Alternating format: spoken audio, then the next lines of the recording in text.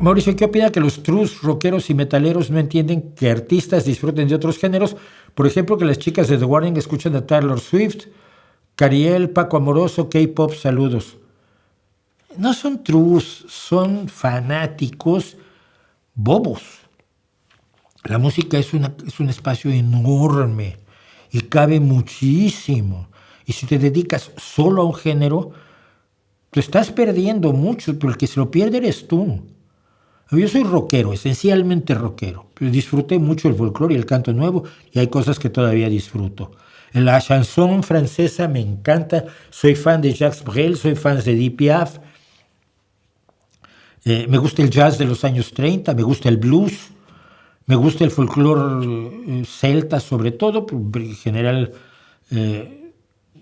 británico, estadounidense, por supuesto, en inglés, anglo, digamos. Pero ese se reúne mucho con el folclore del norte de Europa, que a veces tienen cercanías muy estrechas. Me encanta la música, la gaita asturiana y la gaita gallega. Me gusta la música georgiana cantada por el trío Mandili y otros grupos, pero hay una tradición de música vocal georgiana enorme. Hay cosas de pop que me gustan mucho, hay metal incluso que me gusta. Y cantaba yo boleros y rancheras, ahora menos, pero las rancheras acabaron cayéndome mal, los boleros algunos. Una lámpara sin luz me sigue pareciendo uno de los grandes logros de la música mundial. Y todos los músicos beben de todos lados. Tú oye, y ante estos trus, rockeros y metaleros, que lean de dónde salieron muchas de las canciones, los riffs de sus héroes. Cuando busquen y encuentren a Ritchie Blackmore. Ritchie Blackmore, que para mí es uno de los guitarristas más fascinantes. Cuando te explica cómo el riff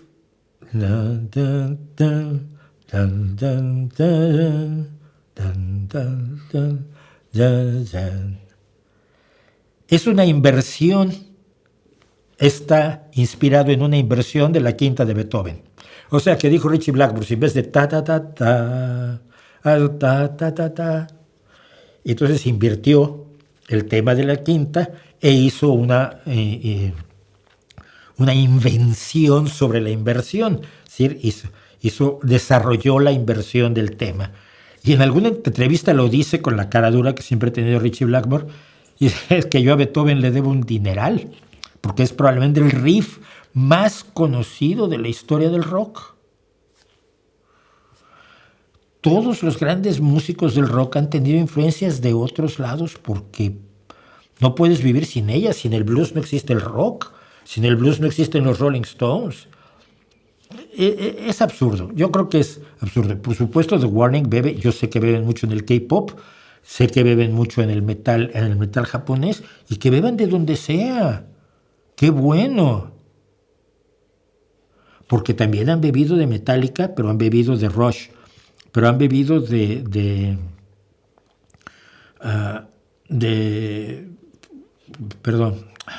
Kurt Cobain, que no lo soporto, y han bebido también de grupos o Van Halen.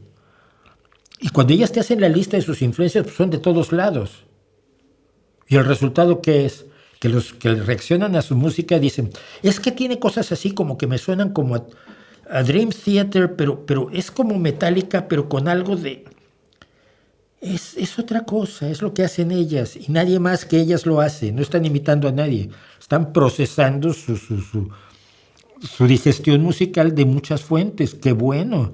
¿A quién? A Paulina le gustaba mucho un compositor clásico en concreto, se lo oí en una entrevista. So what? No, que no sean tontos. La música es una. Hay partes de la música que pueden no gustarte, pero no puedes decir que solo te gusta un género, no, o por amplio que sea, ¿no?